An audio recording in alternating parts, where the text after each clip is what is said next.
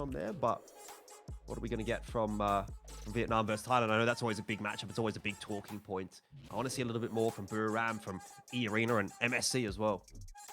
Let's head into match 7, our second game of the day once again on Miramar. And a big opportunity, of course, for Archangel Predator to honestly go 2 from 2. I think this is where they can really shine. We've seen it in PCS events gone by where once they get on a roll, they are a difficult team to stop. The bigger thing for me, though, is for Cerberus now, of course. That was not their worst game, of course, for PCS7. They did have that 11th place no-kill finish back on day 1, but really, when you kind of look at the collective 6 rounds that they've played so far, the second worst game was their last game. So is that going to start to play on their minds if they have a couple of bad games today here for day 2, allow that wonderful lead that they came into today with dissipate? And that could put some doubts into their minds going into tomorrow. We'll see how they bounce back from that one, because obviously where you're going to need to have probably a couple of good games to get yourself back into that top 8. But hey, this is exactly the start that you'd be wanting to see if you're a fan of PUBG. And I say that because I don't think anyone actually wants to watch a repeat of PCS 6 where the team that utterly dominated day 1 goes on to utterly dominate day 2 and then 3 as well, and just makes for a boring week 2. At a consistent level, at a very, very high level. And then if that team can then take it internationally when you can do well for APAC, I'll be very happy with that. Shen finding the kill on the cheeks, and that's not ideal for Buriram. See how they elect to play this one, but for phase 4, obviously, it's Alpozo or bust for the majority of teams. Needs to be very careful he doesn't run into Team Bliss going down that crater. I know it's a nice spot to play from, and that's why I kind of think it could be okay for Team Bliss if they can clear out this side of the zone. There's obviously a lot going on around them. Oh, what's going on here? Inside and Monty. Oh, it's not quite death from above for either of them. It's death from the flank. Jowman and Job Jab able to find a knock apiece, and in the blink of an eye, it's gone all wrong for Team Bliss. It started so well, but MSC right on top of them. Pretty much going to find their mark. Great nade, though, from Mirage. Keeps it alive for Team Bliss. Insight is finished off. Bryn will drive across as quickly as possible to try to save Monty. It's not going to happen, though, because J-End has gone through for the third party. Team Bliss, they do defeat MSC, but they'll lose 2 members in doing so. 14th place for the Flowers. They go down. And obviously for Genius Esports, they can take their spot for the time being, though. Here comes AAP. It's going to be Deja Vu rocking up here once again. Same place, maybe somewhat of a similar outcome. Mad Dog, Nan, left standing. Yuta's gone. Same with Simon T. It is chaos. It is APAC. What am I watching at the moment? Like, I know this is a good position, but I didn't expect 3 or 4 teams to just send it. That might have been the failure on behalf of Team Bliss. They saw it, they thought, yeah, this is not a bad spot. We'll set up here. They didn't really expect this many teams to just decide to try to take up residence there as well.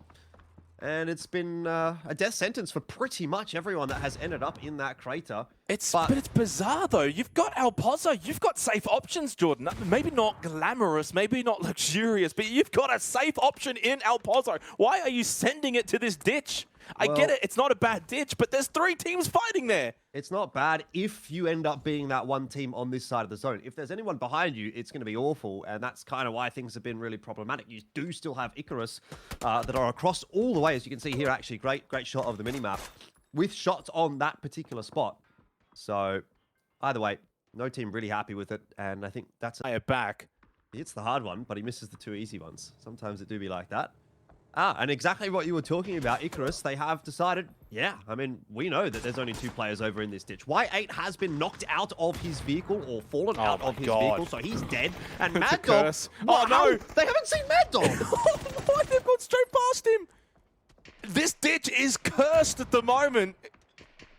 So they lose Mad Dog, but Nan's still alive. FP's down. Nate goes right over the top of AT's head. Nan's gone.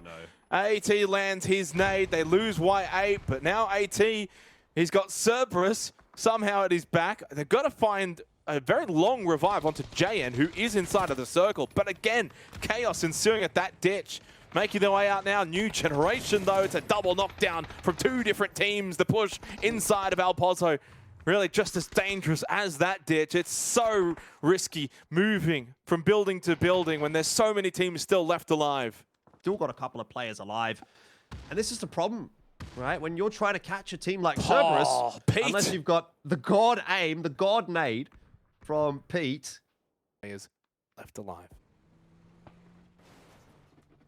Take a look at this nade, I assume, from Pete. Yeah. Nice, big nade. Nice toss, isn't it? Perfectly cooked. That's really the difference maker in the vast majority of nades. Normally, like if you don't cook that correctly, it just bounces sails past. Yep. Perfectly well. They're going to be coming in from the side, and it's really just Belmoth that's kind of watching the southern part of that building. He's done a good job already onto Pete. Knows there's another player there as well. Molly's going to go too deep. But as long as Belmoth survives, that's the key. That's the most important thing. He cannot afford to be dropping here. All of Day Trade have to be perfect, and they're fighting a battle now on two fronts. Oh, the spray Akita gets the down, gets the kill, and that's the Expendables gone in 8th. Big kills for the Orangutans, slowly creeping up that point tally to just lift themselves up off the bottom of the standings. Pete, though, does also get lifted back up in that smoke for PMA. Exquisite, seeing if he can find some points. He did get that down. Sapnik surely will get finished off. No, he'll get gets behind the fence line. He's fine. Yeah, and Day Trade might be able to be the benefactors there. Well, and they will be making a pretty swift exit. The zone's going to be pushing at their back. There's just one member up left for them. Rossiter Jr. did get picked back up in that meanwhile. I saw he got knocked. It's Kang again. Back to 2. They have God spot though, don't they? Yeah. A new generation emerging here for OCE PUBG. With the likes of Akita and Kang leading the white rain, of course. One of the older heads now. KM9 going down to Kang. Make that 7 kills for Kang now. And a massive opportunity for the Orangutans. They really are in pole position.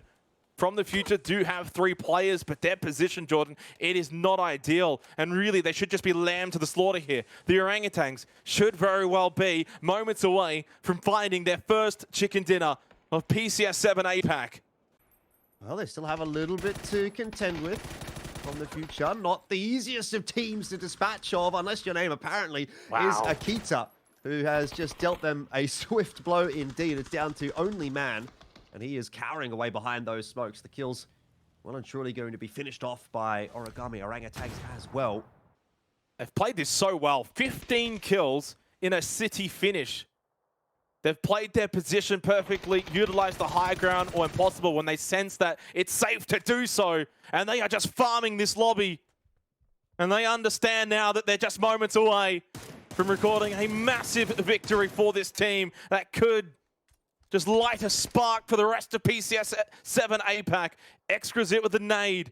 Do they play spoil here though? Theraton 5 also at a similar time lifting themselves off the bottom of the standings too, sort of riding the orangutan way. But how do they get down from here? Not a lot of time. Kang inside of the Molotov gets taken down by Exquisite. Maybe there's still more to this tale to be played out. I just don't see a world where Theraton 5 can get out of this building safely. There should be no world. Exquisite's got the knock on terrain as well. Oh, no. How on earth? I mean, we haven't seen anything from Rosita Jr., but if he knocks it, oh no, this is not possible. Surely not. Oh, God, it was in their hands. Origami Orangutans, and now it's a 2-on-1 for Akita. He has worked so hard for this. 15 kills, but Theraton 5, they play spoiler.